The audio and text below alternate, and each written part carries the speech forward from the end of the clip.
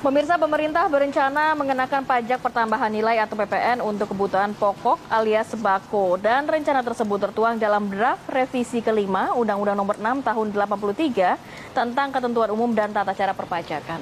Padahal sebelumnya barang kebutuhan pokok yang sangat dibutuhkan rakyat tersebut tidak masuk dalam objek yang dikenakan PPN.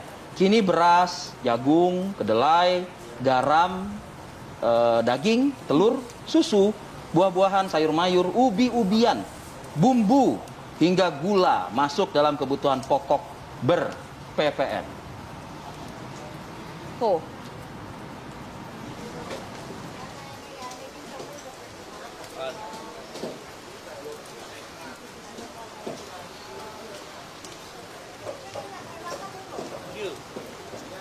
Ya, selamat pagi Kamarati, Arif Fadil dan juga pemirsa.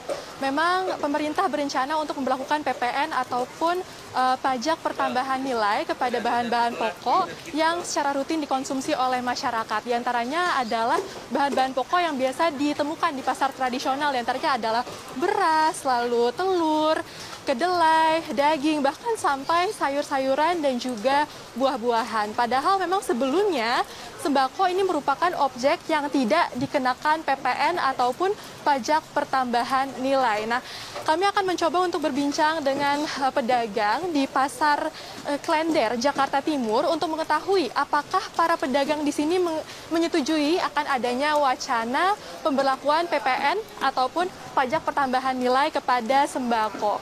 Salah satunya di sini ada pedagang bernama Ibu Sri. Selamat pagi Ibu Sri. Pagi. Ibu Sri, sebelumnya sudah mendengar belum sih akan adanya wacana pemberlakuan PPN untuk sembako begitu? Belum pernah. Belum ada sosialisasi? Belum ada. Namun jika wacana ini diberlakukan, Ibu Sri setuju nggak sih? Nggak setuju. Kenapa Ibu nggak setuju? Orang kita pedagang pembeli kok suruh pajak itu gimana? Kita kan nggak tahu ini. Kalau pajak itu ya tanah, bangunan itu pajak. Kita dagang aja sepi suruh pajak gimana? Tapi kira-kira dampak dari pemberlakuan PPN itu ke omset ataupun penjualan seperti apa sih Bu? Kita belum ada isu pajak aja udah sepi, turun drastis. Apalagi ntar kalau diberlakukan pajak pasti tambah sepi. Pasti tambah sepi ya Ibu. Memang untuk selama masa pandemi ini penjualan seperti apa sih Ibu sebelum diberlakukan PPN nih? Sebelum diperlakukan PPN aja juga udah sepi. Semenjak corona itu kita penjualan turunnya drastis banget.